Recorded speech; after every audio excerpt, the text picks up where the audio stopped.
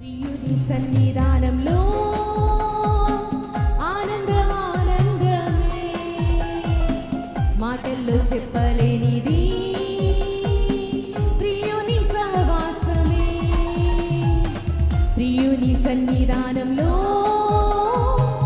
ఆనందం ఆనందమే, మాటల్లో చెప్పలేనిది